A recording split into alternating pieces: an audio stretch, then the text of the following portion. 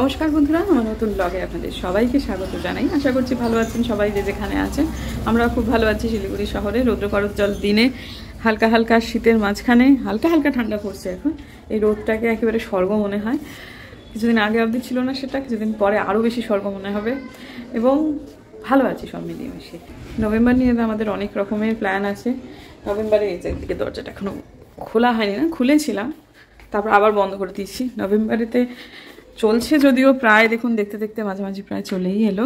সেটা হচ্ছে যে এই যে এটা আমি কিন্তু এখনও গোপাল তুলিনি, কারণ এখনও সকাল। তা আমি এই যে জলখাবার খেয়ে চান টান করে নিই, তবে গোপালটা তুলে নেবো। এই যে দুটো জিনিসকে চেঞ্জ করা হবে, এখান থেকে সমস্ত বই টইগুলো সব ইয়ে করা হবে, আর এইটাকে অন্য জায়গায় শিফট করা হবে। আর এই যে এটাকে নিয়ে আসা হবে এইখানটাতে। এখানে নিয়ে এসে ঠাকুরটাকে এটার উপরে রেখে এইটাকে এইদিকে দিয়ে এই টিভিটাকে এটার উপর রাখা হবে। ঠাকুরের জায়গা যেটা এটা এতদিন ছিল, এইটাকে আর ঠাকুরের জায়গা হিসেবে আমরা রাখবো না, এটা আমি ঠিক করেছি আর কি।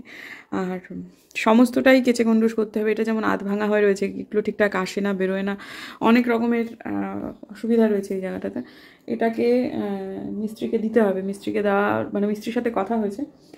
আমাদের বাড়িতে সমস্যাটা সেটা হচ্ছে যে মিস্ত্রিরা আসে, কথা বলে, তারপর চলে যায়, তারপর আর তারা ফিরে আসতে চায় না। হ্যাঁ, তো এখন ব্যাপারটা সেটা কিছুটা হয়েছে, একটু চেঞ্জ। তো আশা করছি এই মিস্ত্রি আর কি, স্টিলের মিস্ত্রি, তিনি আসবেন আর কি। বাচ্চা ছেলে, বেশি বয়স না, করে তার কাজ। তার দাদা সে এদিক ওদিক ঘুরে ঘুরে কাজ ধরে। তাকে ডেকে বলেছি যে দেখো এটাকে মানে যাতে বন্ধ হয় জিনিসটা, সেটার ব্যবস্থা করতে হবে। কারণ ওটার মধ্যে না একেবারে এই যে এটার ভিতরে একদম ঠাসা বই, মানে কত যে বই তার কোনো ঠিক নেই। তা এই ঘরটাকে বইঘর করা যেতে পারতো, কিন্তু এই ঘরটাকে বইঘর আমরা করছি না।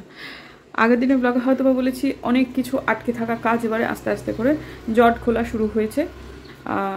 তার মধ্যে কিন্তু এইটাও একটা। হ্যাঁ, তা যাই হোক, আপাতত ছোট ছোট কাজ আপাতভাবে অন্যদের মনে হতে পারে যে এটা কি এমন বড় কাজ যার জন্য এত বড়, কিন্তু বন্ধুরা আমাদের সাথে সহাবস্থানে বুঝবেন যে এই ছোট ছোট কাজগুলোই আমাদের জন্য অনেক বড় কাজ হয়ে যায়, অনেক বড় কাজ হয়ে যায়। মানে কেন হয় কি বৃত্তান্ত সে আর নতুন করে তো কিছু বলার নেই, কিন্তু যাই হোক হয়ে যায়। তো আজকে কিছুটা পরিমাণ আমি ঠিক করেছি যে ওই এটা শুরু করে দেবো। ওই ঠাকুরের র্যাকে যে বইগুলো সেগুলো সব কিছুটা করে নামিয়ে ধুয়ে মানে আর কি মুছে আর কি সেগুলোকে একটা জায়গায় রেখে দেবো আর কি, মানে সাইড করে যাতে চেঞ্জ করতে সুবিধে হয়। তারপর ওই ইয়েটাকে ধরবো আমরা, শোকেসটাকে। কিন্তু টিভিটা যেহেতু আছে, টিভির তারের ব্যাপার আছে কিছু, সেজন্য হয়তো আমার একটু হেল্প লাগতে পারে, কিন্তু মানে বাইরে থেকে হেল্প লাগতে পারে, ইলেকট্রিশিয়ানের হেল্প লাগবে।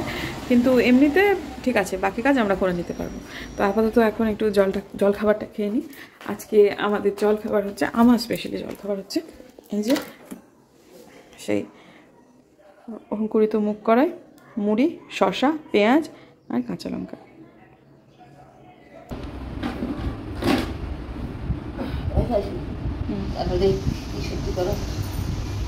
আজকে বৃহস্পতিবার, আজকে আমাদের বিছানার চাদর বদলাবার দিন। এই যে সমস্ত বিছানার চাদর, বালিশের ওয়ার সব কিছু বদলানোর দিন। দিচ্ছে দেখো রুটির গাড়ি, তাই বাবা এ হচ্ছে আপনি রুটি স্টল দিয়েছে, আবার ওদিকে দুয়ারে রেশনও হয়েছে। দুয়ারে রেশন ভালো। চলুন, আপাতত আমাদের আপনি রুটি বা দুয়ারে রেশন কোনোটাতেই খুব একটা মতলব নেই, আমাদের বিছানার চাদরটা বদলানোতে মতলব। চলুন বদলে ফেলি। বিছানার চাদর এবং পর্দা এইগুলো যদি সপ্তাহে একদিন বদলে যাওয়া যায়, ঘরের লুকটা অনেকটা চেঞ্জ হয়, মনটা অনেক ভালো হয়ে যায়। সেই জন্যই প্রত্যেক সপ্তাহে বৃহস্পতিবার অন্তত বিছানার চাদরগুলোকে বদলে দেওয়াটা দরকারি মনে করি। যে বিছানা ব্যবহার হয় সে বিছানাও বদলে দেওয়া হয়, আর যে বিছানা ব্যবহার হয় না সেগুলোও বদলে দেওয়া হয়। আমার বিছানার চাদর কাচার দিন, তোলার দিনের সাথে একটা মেঘের ভালোই সম্পর্ক আছে। আকাশটা একদম মেঘলা হয়ে গেল, যে জায়গায় সূর্য সেখানে এখন ভালোই মেঘ। আর আপনি রুটিতে প্রচুর লাইন পড়েছে, প্রচুর মানুষ খাচ্ছে,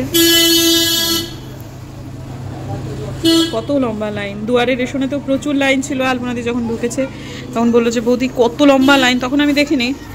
তো এসেছে সকাল থেকেই, কিন্তু এখন প্রচণ্ড ভিড়। এই উদ্যোগটা খুব ভালো, কিন্তু সত্যি খুব ভালো। মানুষকে এরকমভাবে খাওয়ানো সত্যি খুবই ভালো উদ্যোগ। যেহেতু জানলাগুলো পর্দাগুলো সরিয়ে দিয়েছি আর আকাশটা একটু মেঘলা মেঘলা, যার ফলে কিরম একটা যেন অন্ধকার অন্ধকার লাগছে। আমাদের আজকে যা যা প্ল্যান করেছিলাম এই ঘর নিয়ে সেটা হবে না, কারণ মামুনি টাইম দিতে পারলো না। মামুনির বাচ্চা একটু ঘিনঘিনে হয়ে গেছে, আজকে কোল থেকে নাকি নামছিল না, তা সেই জন্যই ও বললো যে ও আজকে পারবে না, ও কালকে করবে। আর এটাতে সাহায্য লাগবে, কারণ ঘরটা একটু নোংরা হলে ঝাড়তে পুছতে হবে, ঘরে গোপাল আছে তো সেটাই কারণ। আর তাছাড়াও আর একটা ভালো জিনিসই হলো, সেটা হচ্ছে আমি ওকে বললাম তাড়াতাড়ি আসিস, কারণ গোপালকে তুলে গোপালকে চান করিয়ে তারপর পুজো করে তবে না আমাকে কাজটা করতে হবে, কারণ কাহাতক আমি গোপালকে শয়নে দিয়ে রাখবো, তাই না? কারণ ওই ঘরটা করতে গেলে তো নোংরা হবই। তো কালকে সকাল সকাল চান ফান করে নেবো, নিয়ে আগে গোপাল টোপাল করে নেবো, নিয়ে তারপর ওই ঘরটা পরিষ্কার করতে নেবো। তাহলে আমার ওই টেনশনটা থাকবে না যে কখন শেষ হবে কখন খেতে দেবো। তা মিনামাসিরও শরীরটা খারাপ, মিনামাসিও এসেই আজকে প্যারাসিটামল 650 খেলো আমার থেকে নিয়ে, বেশি রান্নাবান্না একদমই করেনি, শুধু বাঁধাকপি তরকারি আর ডাল রান্না করেছে। তা আমি বলেছিলাম ঠিক আছে তাহলে তুমি একটু ডিমটা বার করে রাখো, ডিম বের করেছে, তো আমি বলেছিলাম যে তার দেখছি নিজে নিজে সেদ্ধ করে রেখে দিয়েছে আর কি। তো ঠিক আছে আমি যে ডিমটা ভাবে করবো, তো টুকুর বারণ করছে, বলছে মামার পেটটা একটু প্রবলেম আছে, আর সত্যি তো একটু সর্ষে পোস্ত দিতে হয়, একটু কাজু বাদাম, একটু গুরুপাক হবে। তাই জন্য ঠিক আছে বাবা দরকার নেই, সেদ্ধ ডিম দিয়েই হবে এখন।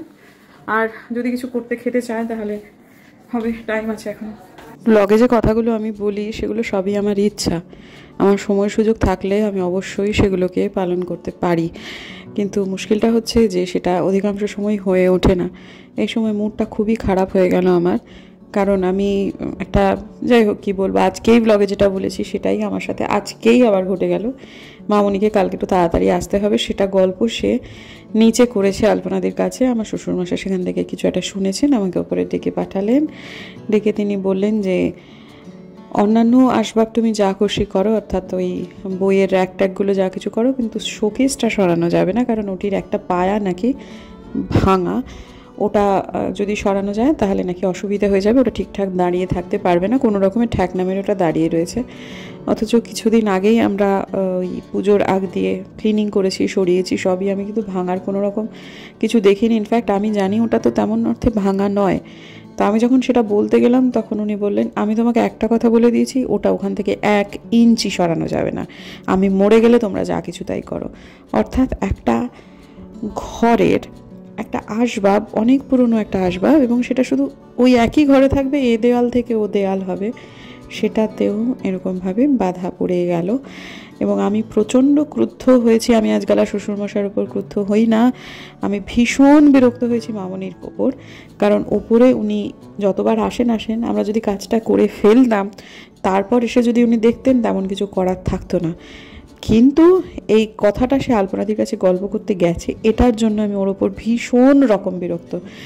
কিন্তু ঠিক আছে, আমি আপাতত মানে কি করব বুঝতে পারছি না, সমস্ত উৎসাহ সমস্ত উদ্দীপনায় ঠান্ডা জল পড়ে গেছে আমার, এবং আমার হাজব্যান্ডের তথা আমাদের মেন্টাল হেলথ একেবারে মানে সর্বনাশের মাথায় বাড়ি অবস্থা, বিশেষত বোধিসত্ত্ববাবুর তো বটেই। আমি এই সমস্ত জিনিসপত্র ওকে আজকাল আর বলতে চাই না, কিন্তু ব্লগ যদি দেখে তাহলে হয়তো বা জানবে।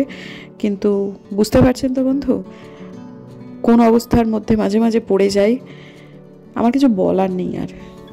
আমার সাথে কেন এরকম বারবার হয় এই উত্তরটা যখন ঈশ্বরের কাছে খুঁজতে যাই তখন যেন ভেতর থেকে একটা উত্তরই বেরিয়ে আসে, আমি আমার বাবা মায়ের ঋণ শোধ করছি। আমার দিদির জন্মের সময় আমার মা মরেই যেতেন যদি আমার শ্বশুরমশাই শাশুড়ি মা আমার বাবা মার পাশে না দাঁড়াতেন। কয়েক যুগ পর পাকে চক্রে এদেরই পুত্রবধূ হয়ে এসে আমি যেন আমার বাবা মায়ের ঋণটাই শোধ করছি, আর কিছুই না। ওয়েদার চেঞ্জের জন্য যে যে প্রবলেমগুলো হচ্ছে সবার, আমারও সেটা ধরে গেল। এমনকি আজকে মিশো থেকে ডেলিভারি দিতে এসে একটা ছেলে এসছে, সেও সমানে নাক টানছে, সেও ওফ ওফ করছে, অথচ এত এত ডেলিভারি নিয়ে বেরিয়েছে।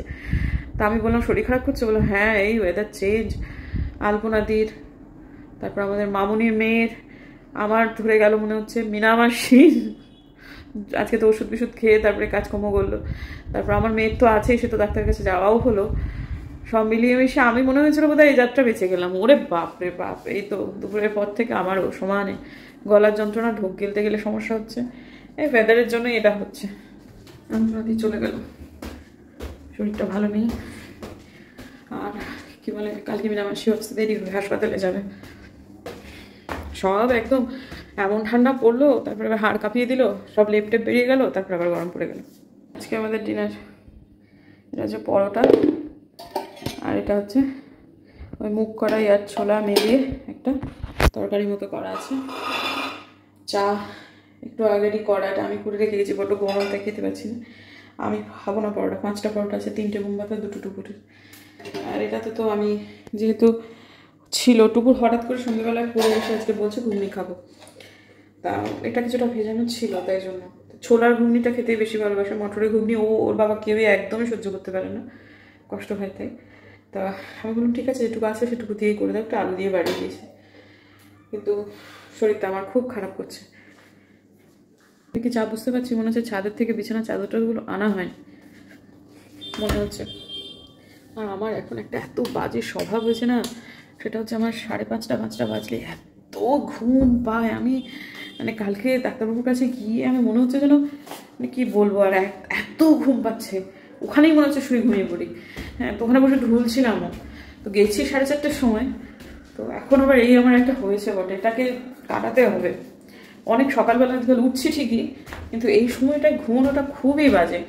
কথা বলতে বলতে বকবক করতে করতে চলে বললাম ছাদে, দেখি আপনি আমার এই ছাদের লাইট লাগানো নিয়ে, সেও এক সামান্য জিনিস, অথচ কি যুদ্ধ কি যুদ্ধ।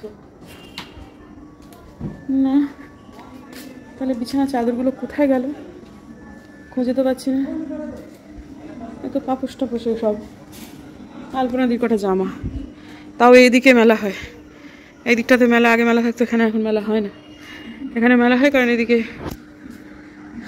যেহেতু বন্ধ, মানে এই দিকটায় বন্ধ যেহেতু। আর যাই হোক, দেখতে হবে তো।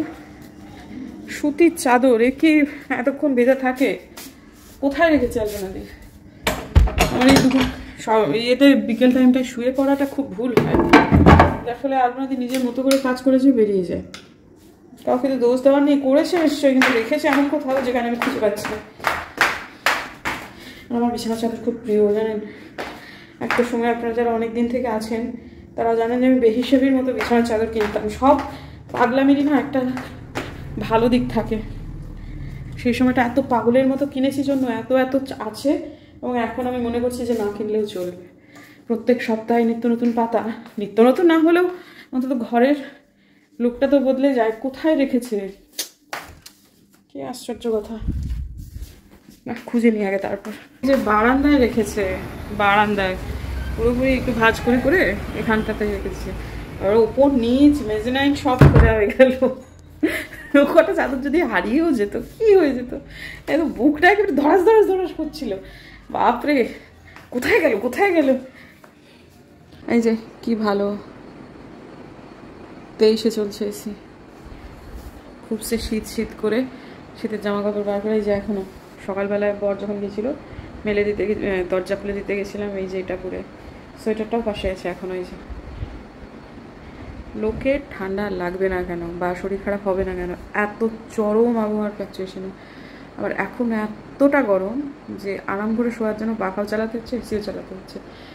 সাধারণত দুপুরবেলা পর্যন্ত, দুপুরবেলাটা মানুষের গরম লাগে, কিন্তু বিকেল থেকে আজকে হঠাৎ করে খুবই গরম লাগতে শুরু করেছে সবার। তো এই একটা বিচ্ছিরি ব্যাপার না আবহাওয়ার জন্য। তো এই পোশাকটা পরে সন্ধেবাতি দিয়েছিলাম, এই নাইটিটা পরে। এখন আবহাওয়ার যেহেতু কোনো ঠিক ঠিকানা নেই, তাই সন্ধেবাতি দিয়ে সাথে সাথে এটা ছেড়ে আবার পুরোটা পরে নিয়েছিলাম, যাতে করে তখন যদি ছেড়ে এটা নাগারে পরে থাকতাম, আমি শোয়ার সময় এটা পরে পরতাম না, নতুন একটা পরতে হতো আমাকে। সেই জন্য তো ওই জাস্ট পরেই সন্ধেবাতি দিয়েই আবার খুলে রেখেছি। তাই এটাই আর কি করছি, কারণ বেশি বেশি যত কাছাকাছি তত তো জায়গা, তত অসুবিধা, এসবগুলো তো আছেই। মানে জায়গার অভাব আর কি, অভাব ঠিক নয়, মানে ওই আর কি যে কাঁচাটা বেশি হয়ে যায় আর কি। অনেকবার নাইটি ছাড়া হচ্ছে, এটা ঠিক না এতটা। তো যাই হোক, সবাই এখন আমরা নিদ্রা যাব। তো আপনাদের সঙ্গে দেখা হচ্ছে কালকে সকালবেলায়। সুপ্রভাত বন্ধুরা, নতুন একটা সকাল, নতুন একটা আশার দিন। আশা করি দিনটা আজকে খুব ভালো যাবে। যদিও এটা একই ব্লগের কন্টিনিউয়েশন, কিন্তু তবুও আশা করছি দিনটা ভালো যাবে। এটা কি বলুন তো, এটা হচ্ছে মেথির জল। মেথিটা সারা রাত্রি ভেজানো ছিল, তারপর সেটাকে ফুটানো হয়েছে। ফোটানোর পর তারপর এই অবস্থায় এসেছে। এখন বড্ড বেশি গরম, এত গরম কোনো কিছুই আমি খেতে পারি না, না চা না অন্য কিছু। তাই এটা খানিকটা থাকুক এরকম, তারপর আমার অন্যান্য কাজগুলো টুকটুক করে আমি সেরে নিই। কাল তো ভেজানিটা সবটুকু শেষ হয়ে গেছিলো, সেই জন্য আবার কালকে ভিজিয়েছিলাম, এবং সেখান থেকে রাত্রির মধ্যে কিছুটা অঙ্কুর বেরিয়ে গেছে, এটা দিয়ে আজকে আবার মুড়ি খাবো। হাঁপিয়ে গেছে, ফ্যানটা চালিয়ে দিলাম। ও বাড়ি, এটা বড্ড বড় আলো লাগছে। সকালবেলায় কালকে হাতে ব্যথা পেয়েছিলাম ব্যায়াম করতে গিয়ে, তো আজকে অতটা ব্যথা নেই। কালকে ইয়ের মধ্যে ওই স্প্রেটে দিয়ে মোটামুটি এখন ব্যাপারটা নিয়ন্ত্রণে, অসুবিধা হয়নি আজকে খুব একটা ব্যায়াম করতে। তো আজকের দিনের জন্য ব্লগটাকে ভাবছি এন্ডই করে দেবো, কারণ হ্যাঁ একটু ছোটো হলো ঠিক কথা, কিন্তু যেদিন কোনো স্পেশাল কোনো ইভেন্ট থাকে না, যেদিন প্রাত্যহিক রোজা আমচার দিন, সেদিনকে 15-16 মিনিটের ভিডিও যথেষ্ট ভিডিও। তা আপাতত আমার মনে হচ্ছে যে এর থেকে বেশি আর আপনাদের সময় নেব না আজকে, 15 থেকে 16 মিনিট, তার বেশি নয়। তো দেখা হচ্ছে বরং কালকে তো নতুন ব্লগে। বন্ধুরা, যদি আমার ভিডিও ভালো লাগে তাহলে প্লিজ সাবস্ক্রাইব করবেন, পাশে নোটিফিকেশান বেলটাকে অন করবেন, যাতে ভিডিও দিলেই নোটিফিকেশান চলে যায় আপনাদের কাছে। দেখা হচ্ছে আগামীকাল বা আজকের দিনেই, একটু পরে আবার নতুন ব্লগ শুরু করবো সেখান থেকে। ততক্ষণের জন্য